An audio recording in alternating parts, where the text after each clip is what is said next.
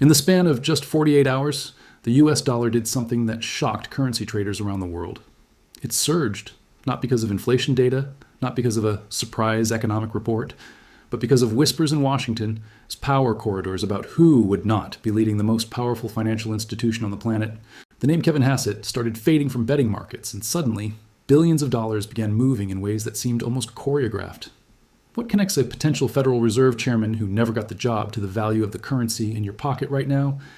The answer is more unsettling than you might think, because it reveals just how fragile confidence in the world's reserve currency has become. Markets weren't celebrating what was happening. They were breathing a sigh of relief about what wasn't going to happen, and that distinction might be the most important financial signal of the entire year. Stay with me, because what happened next exposed truth about modern finance that very few people understand. Let's go back to where this really started. Kevin Hassett, former chief economic advisor to President Trump, had been circulating in conversations as a potential candidate to lead the Federal Reserve when Jerome Powell's term would eventually end. On the surface, this seemed like typical Washington speculation. Names float, odds shift, nothing unusual. But currency markets don't trade on surface-level politics. They trade on something far more primal, certainty.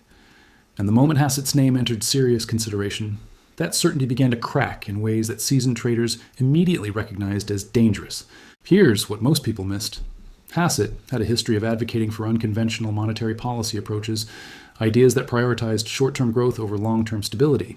He had been vocal about the need for the Fed to be more flexible with its mandate, a word that in central banking circles is code for something much more controversial. Currency traders understood this language.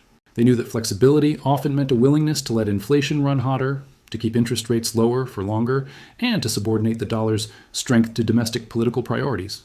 The US dollar had maintained its global dominance for decades, precisely because the Federal Reserve was seen as independent, predictable, and committed to price stability above all else. Hassett represented a question mark against all three of those pillars. Then came the shift that changed everything. Prediction markets, which had shown Hassett's odds of becoming Fed chair rising steadily, suddenly reversed course. The probability dropped from a concerning possibility to an unlikely outcome within a matter of days. No official announcement had been made. No candidate had been formally nominated or rejected. Yet the collective wisdom of traders who put real money behind their beliefs had spoken, and the US dollar immediately responded with strength. The dollar index, which measures the greenback against a basket of major currencies, climbed as traders reassessed their positions. Japanese yen positions were unwound. Euro shorts were covered. Emerging market currencies that had been gaining ground suddenly found themselves retreating. What makes this moment so revealing is what it tells us about the psychological infrastructure holding up global finance. The dollar didn't strengthen because of improved economic fundamentals in the United States. GDP growth hadn't accelerated. Employment numbers hadn't suddenly exceeded expectations. Trade balances hadn't shifted dramatically. Instead, the currency gained value purely because a specific individual became less likely to control monetary policy in the future. Think about the implications of that for a moment. The world's most important currency, the anchor of international trade, the primary reserve asset held by central banks across the planet, moved significantly based on speculation about a personnel decision that might not even occur for years. This is the reality of modern confidence-based monetary systems. Behind the scenes, institutional investors were recalibrating their entire strategic outlooks.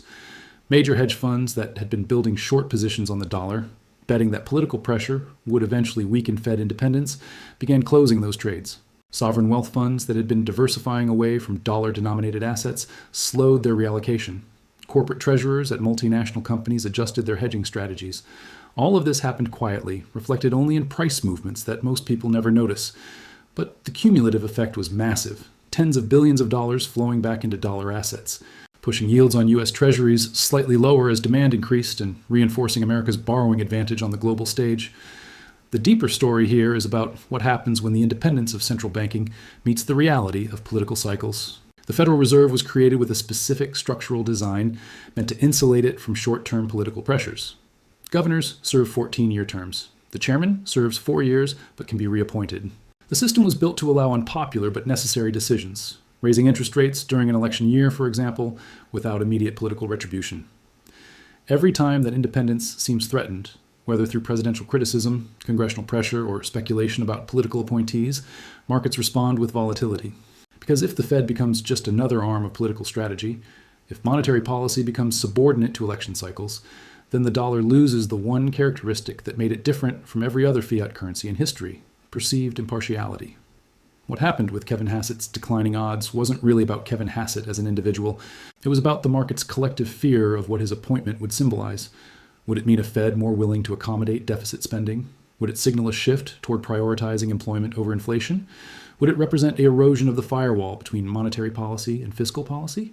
These questions don't have simple answers, but markets hate uncertainty around them. And so when the uncertainty decreased, when the probability of that particular future declined, capital flowed back toward safety. The US dollar, for all its flaws and contradictions, remains the safest bet in a dangerous world. Not because America's economy is perfect, but because the alternatives are worse. And anything that threatens to make the dollar more like those alternatives gets priced in immediately. So here we are, watching the most powerful currency on earth gain strength not because of what's happening, but because of what isn't happening. The US dollar rose because a potential threat to its credibility faded into the background. If that doesn't make you question the fragility of the entire system we've built our global economy on, I don't know what will. This isn't a story about one person or one appointment. This is a story about trust, perception, and the invisible threads holding together a financial order that seems increasingly uncertain about its own future. Markets have spoken for now, but the deeper questions remain unanswered. How much political interference can the Federal Reserve withstand before it loses the confidence that gives the dollar its power? At what point does speculation about future leadership create the very instability everyone fears? And most importantly, what happens when the world's reserve currency is one crisis of confidence away from a reassessment that could reshape everything? If you found this deep dive valuable and want to stay ahead of the financial narratives that actually move markets, make sure you subscribe to Finance World. We cut through the noise to bring you the stories behind the stories, the patterns that others miss, and the analysis that helps you understand not just what's happening, but why it matters. Now, I want to hear from you. Do you think the Federal Reserve's independence is genuinely at risk? Or is this just market overreaction to speculation? Does the US dollar's dominance feel more fragile to you than it did 5 years ago? Drop your thoughts in the comments below, because these conversations are how we all get smarter together. The global financial system is changing faster than most people realize, and understanding these shifts isn't optional anymore. It's essential. Let's keep this discussion going. Comment below, and I'll see you in the next one.